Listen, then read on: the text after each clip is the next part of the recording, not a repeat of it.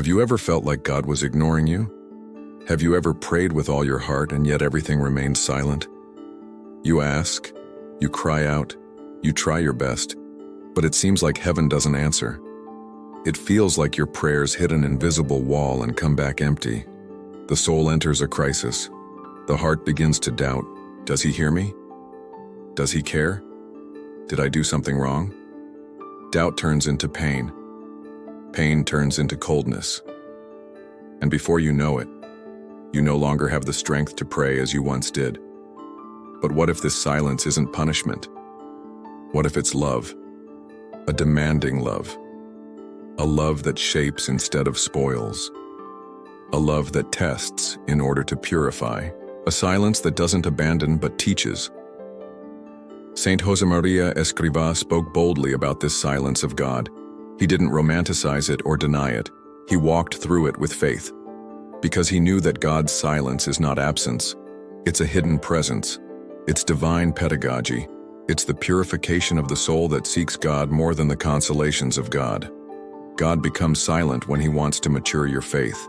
When he wants you to desire him for who he is, not just for what he gives. He hides not to punish, but to reveal what is still fragile, selfish, and immature in your relationship with him. God's silence reveals the noise of our soul. It exposes how much we still need to learn to trust without seeing, to love without feeling, to obey without understanding. Saint Josemaría said, "Don't lose your peace when it seems like everything is falling apart. God does not abandon you." This is not just a comfort, it's an inner command, an anchor for the days when everything feels empty, because it's easy to trust when everything is going well. But true love, the kind that sanctifies, begins when there is no answer, no relief, no explanation, and yet you remain. The soul that learns to love in silence, loves with maturity, because it no longer depends on feelings. It depends on the decision to be faithful. And that is what God is looking for. Children who love him even when they don't feel him. Even when they don't understand his ways. Even when everything seems to suggest that he has forgotten. But don't be fooled. This silence is not empty. It is full of meaning. God is working when you feel nothing. He's shaping what you can't see. He's cleansing what you don't understand. He's preparing your heart for something greater than you could bear right now. He becomes silent so that you can grow. Because true love educates, and education hurts. Saint Josemaría knew this because he himself went through dark nights, moments when he felt the weight of a calling bigger than himself, but with no clear signs, no answers, no human confirmations. And even so, he would say, "Don't stop praying. Remain faithful even if it seems you're doing nothing." That is the faith that overcomes. The faith that doesn't give up, that remains when everything else collapses. There are moments in the spiritual life when God even removes the consolation of prayer, not because he is cruel, but because he wants to detach us from everything that is not him. He wants us entirely, and for that, sometimes he must remain silent. He must remove emotional support. He must dry up feelings so the soul learns to trust only in the rock, only in the word, only in the promise. How often do we confuse God's presence with sensations? And when those sensations disappear, we think God has disappeared too. But Saint Josemaría said, "Consolations are not God. God is God." And that changes everything, because you stop seeking consolation and start seeking the will of God, even when it hurts, even when it exhausts you, even when it seems useless. God's silence trains you.